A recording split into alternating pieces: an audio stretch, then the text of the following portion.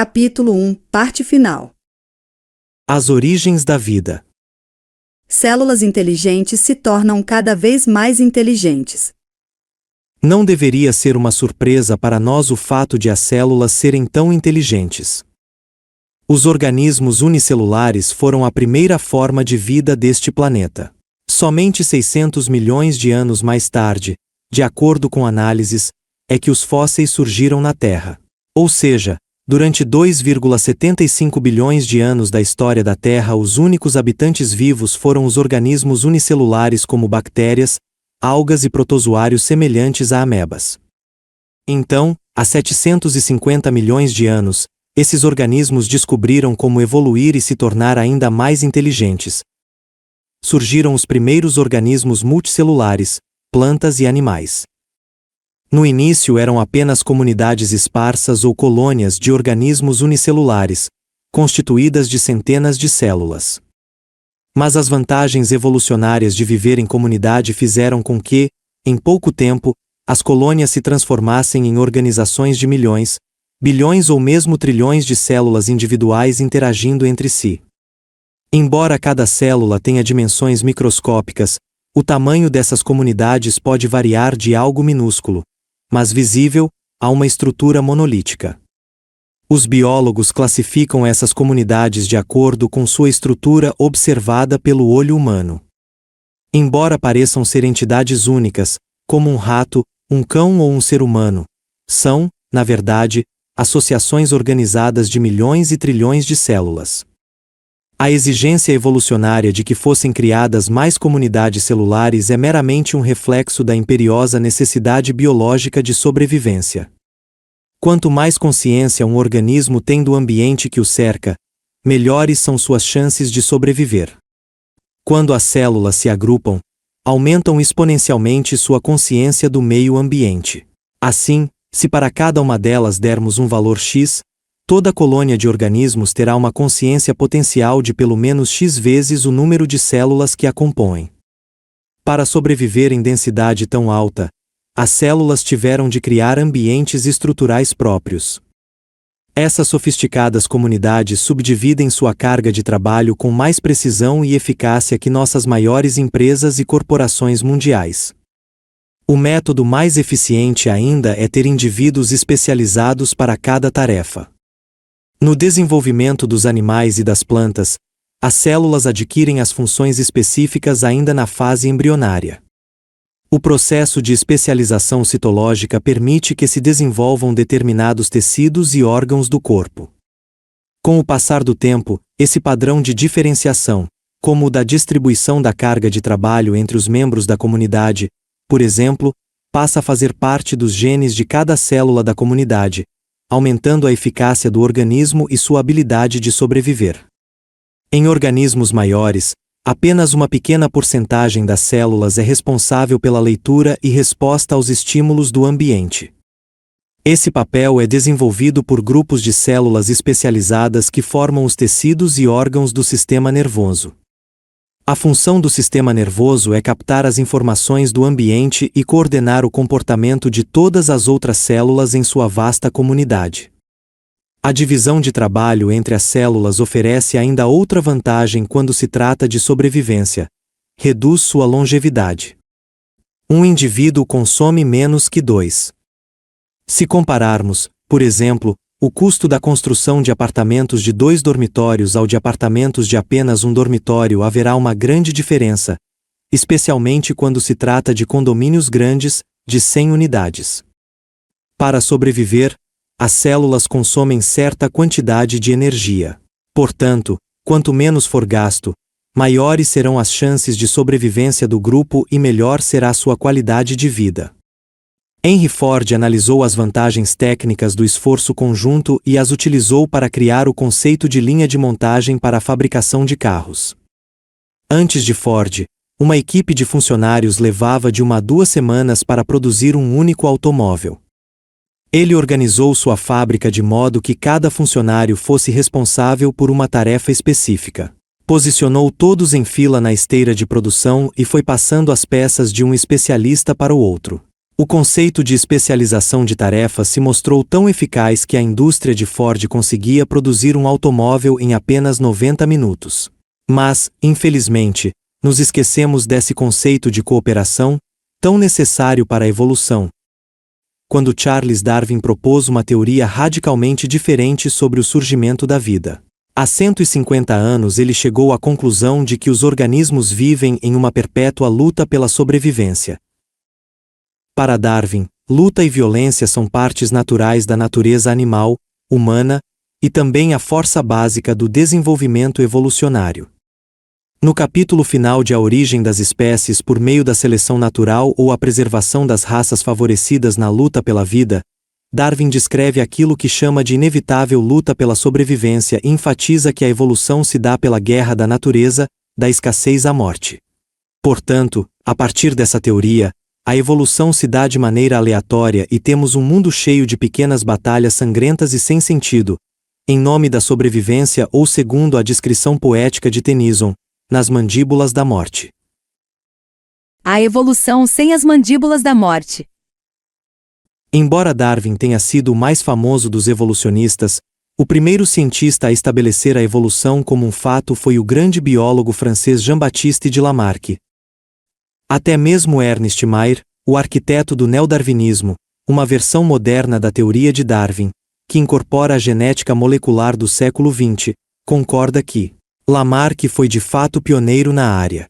Em seu clássico de 1970, A Evolução e a Diversidade da Vida, ele declara: "A mim parece que Lamarck tem um bom motivo para ser denominado fundador da teoria da evolução, e assim é chamado por diversos historiadores franceses. Ele foi, de fato, o primeiro autor a dedicar um livro inteiro à apresentação de uma teoria de evolução orgânica. E foi o primeiro a apresentar todo o sistema de animais como produto da evolução." Lamarck não apenas apresentou sua teoria 50 anos antes de Darwin, como ofereceu uma explicação menos drástica para os mecanismos da evolução. Sua teoria diz que a evolução está baseada em uma interação cooperativa entre os organismos e seu meio ambiente, que lhes permite sobreviver e evoluir em um mundo dinâmico. Afirmava que os organismos passam por adaptações necessárias à sua sobrevivência em um ambiente que se modifica constantemente. O mais interessante é que a hipótese de Lamarck sobre os mecanismos da evolução se ajusta muito bem à explicação dos biólogos modernos sobre como o sistema imunológico se adapta ao meio ambiente da mesma maneira que descrevi acima. A teoria de Lamarck foi duramente criticada pela Igreja. O conceito de que os seres humanos evoluíram a partir de formas de vida mais primitivas foi considerado heresia. Lamarck também não recebeu o apoio de seus colegas cientistas. Como eram todos criacionistas, ridicularizaram suas ideias. Um biólogo de desenvolvimento alemão, August Weismann, foi ainda mais longe quando fez testes para provar que, ao contrário do que Lamarck dizia, os organismos não transmitem traços, ou aprendizados sobre sobrevivência adquiridos em sua interação com o ambiente. Em uma de suas experiências, cortou a cauda de um casal de ratos e os colocou juntos para que procriassem. Dizia que, se a teoria de Lamarck estivesse correta, os pais transmitiriam à prole a ausência de cauda. Mas os filhotes nasceram com cauda normal. Weismann repetiu então a experiência com 21 gerações, mas nenhum filhote nasceu sem cauda, o que o levou a concluir que a teoria de Lamarck estava errada. A experiência de Weismann, porém, não testava realmente a teoria de Lamarck. Sua hipótese era que as mudanças evolucionárias levam imensos períodos de tempo, nas palavras do biógrafo L.J. Jordanova. Em 1984, Jordanova escreveu um artigo mostrando que a teoria de Lamarck era fundamentada em uma série de proposições, incluindo: as leis que governam organismos vivos produziram formas muito complexas em imensos períodos de tempo. A experiência de Weismann, que durou 5 anos, obviamente não era suficiente para testar a teoria. Outra falha na experiência é que Lamarck jamais afirmou que todas as mudanças em um organismo seriam transmitidas a seus descendentes. Segundo sua teoria, os organismos adquiriam traços, como mudanças em formato ou tamanho da cauda, quando se tratava de mudanças necessárias à sua sobrevivência. Embora Weismann pensasse que os ratos não precisavam de sua cauda, ninguém perguntou a eles qual era sua função para a sobrevivência da espécie. Apesar de todas as falhas, o estudo dos ratos sem cauda ajudou a destruir a reputação de Lamarck, que acabou sendo ignorado. O evolucionista C. H. Waddington, da Universidade de Cornell, escreveu em A Evolução de um Evolucionista: Lamarck foi o único na história da biologia a ter o nome ridicularizado e a sofrer abusos por suas teorias. A maioria dos cientistas que propõem novas teorias acaba se tornando ultrapassada, mas poucos autores tiveram seu trabalho tão criticado e rejeitado mesmo 2 séculos depois, a ponto de os céticos acreditarem que ele tinha a mente perturbada. É preciso admitir que Lamarck foi julgado injustamente. Waddington escreveu estas palavras 30 anos atrás. Hoje, a teoria de Lamarck está sendo reavaliada sob a perspectiva da nova ciência, que não considera totalmente erradas as suas ideias nem totalmente corretas as de Darwin. A manchete de um artigo do famoso periódico Science em 2000 já indicava grandes mudanças. Será que Lamarck estava totalmente enganado? Um motivo para os cientistas reverem a teoria de Lamarck é que os evolucionistas levam em consideração a grande importância da cooperação na manutenção da vida na biosfera. Inúmeras experiências científicas já mostraram as relações simbióticas da natureza. Em Darwin's Blind Spot, O Ponto Negro de Darwin, o físico inglês Frank Ryan narra uma série de relações, incluindo a de um camarão amarelo que agarra a comida enquanto seu parceiro, um peixe-boi, o protege de seus predadores, e o de uma espécie de caranguejo que carrega uma anêmona rosa sobre sua casca. Peixes e polvos se alimentam de caranguejos, mas os desta espécie têm um sistema de defesa a mais. Quando predadores em potencial se aproximam, a anêmona abre seus tentáculos coloridos e brilhantes, lançando dardos envenenados em sua direção. Eles rapidamente se afastam e vão procurar alimentos em outro lugar, e a brava anêmona se beneficia com esta parceria, pois fica com todos os restos dos alimentos do caranguejo. Mas o conceito de cooperação na natureza vai muito além desses exemplos simples. Os biólogos estão descobrindo cada vez mais associações entre animais que evoluíram paralelamente e continuam a coexistir, desenvolvendo em seu interior micro-organismos que são necessários para sua saúde e desenvolvimento. Isso é descrito em um artigo recente da Science, chamado Sobrevivemos com a ajuda de nossos pequenos amigos. O estudo desses relacionamentos é um ramo da ciência que hoje está se expandindo rapidamente, chamado biologia de sistemas. O mais engraçado é que nas últimas décadas, aprendemos a combater os micro-organismos usando os mais diferentes produtos químicos, de sabão antibacteriano a antibióticos.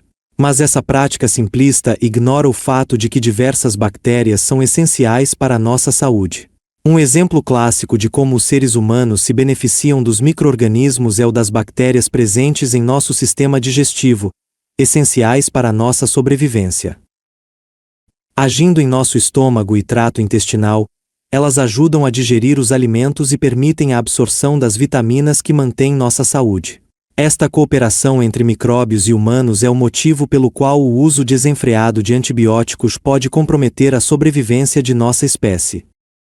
Esses medicamentos eliminam micro-organismos nocivos ao nosso organismo, mas também matam indiscriminadamente aqueles que são essenciais para a nossa saúde. Estudos recentes da ciência do genoma revelam mais um tipo de mecanismo de cooperação entre as espécies. Alguns organismos parecem integrar suas comunidades celulares partilhando seus genes. Antes se pensava que os genes eram transmitidos exclusivamente à prole de cada espécie e por meio da reprodução. Agora os cientistas estão descobrindo que os genes podem ser compartilhados não apenas entre os membros da mesma espécie, mas também entre outras. Esse processo de transferência genética acelera a evolução, pois os novos organismos podem adquirir experiências já aprendidas pelos outros. Com essa troca de genes, os organismos não podem mais ser vistos como entidades separadas. Não existe mais a suposta divisão entre as espécies. Daniel Dren, gerente do Departamento de Energia do Projeto Genoma, declarou à Science em 2001: "Não temos mais como simplesmente qualificar espécies. Mas essa troca de informações genéticas não ocorre por acidente. Trata-se de um método que a natureza utiliza para aumentar as chances de sobrevivência da biosfera. Como já mencionei, os genes são os arquivos de memória das experiências aprendidas pelos organismos. Essa nova descoberta de que a troca de genes entre as espécies mostra que as experiências podem ser compartilhadas por todos os indivíduos que compõem a grande comunidade da vida. Obviamente, o conhecimento desse mecanismo de transferência torna a engenharia genética ainda mais perigosa. Por exemplo, experiências simples com genes de tomates podem ir muito além daquilo que se imaginava e acabar alterando toda a biosfera de maneira irreversível. Um estudo recente mostra que, quando humanos ingerem alimentos geneticamente modificados, os genes criados artificialmente se misturam e alteram as características das bactérias benéficas do intestino. E a transferência de genes entre vegetais geneticamente modificados e espécies nativas deu origem a espécies e sementes altamente resistentes, mas de potencial ainda não conhecido. Os engenheiros geneticistas jamais levaram em consideração os possíveis resultados de suas experiências ao introduzir organismos geneticamente modificados no meio ambiente. Agora estamos começando a sentir os efeitos dessa omissão, à medida que esses genes se espalham, causando alterações em outros organismos do meio ambiente. Segundo os evolucionistas genéticos, se não aprendermos as lições da natureza que nos ensinam a importância da cooperação entre as diferentes espécies, podemos pôr em risco o destino da raça humana. Precisamos avançar além das teorias de Darwin, que enfatizam apenas a importância dos indivíduos e entender a importância da comunidade. O cientista inglês Timothy Lenton apresentou evidências de que a evolução depende mais da interação entre diversas espécies do que a interação do indivíduo somente com a sua própria espécie. Só sobrevivem os grupos que melhor se adaptam ao ambiente, não apenas seus indivíduos. Em um artigo publicado pela Nature em 1998, Lenton declara que devemos concentrar nossa atenção nos indivíduos e em seu papel na evolução. Temos de considerar a totalidade dos organismos e seu ambiente físico, para entender quais traços persistem e são dominantes. Lenton concorda com a hipótese de Gaia, de James Lovelock, segundo a qual a Terra e todas as suas espécies constituem um único organismo vivo e interativo. Todos os que defendem essa ideia concordam que, ao afetarmos o equilíbrio desse superorganismo, a que Lovelock chama de Gaia, seja pela destruição das florestas, da camada de ozônio, seja pela alteração genética dos organismos vivos, podemos ameaçar sua sobrevivência e, consequentemente, a nossa.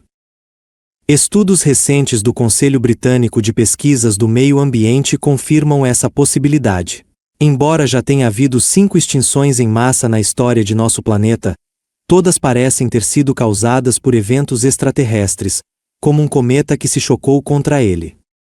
Um dos novos estudos conclui que o mundo natural está passando pela 6ª extinção. Mas desta vez o motivo não vem de fora. Segundo Jeremy Thomas, um dos autores desse estudo, esta extinção está sendo causada por um organismo animal, o homem. Seguindo o caminho das células. Lecionando na escola de medicina, percebi que os alunos deste tipo de curso conseguem ser mais competitivos e sarcásticos que os de direito.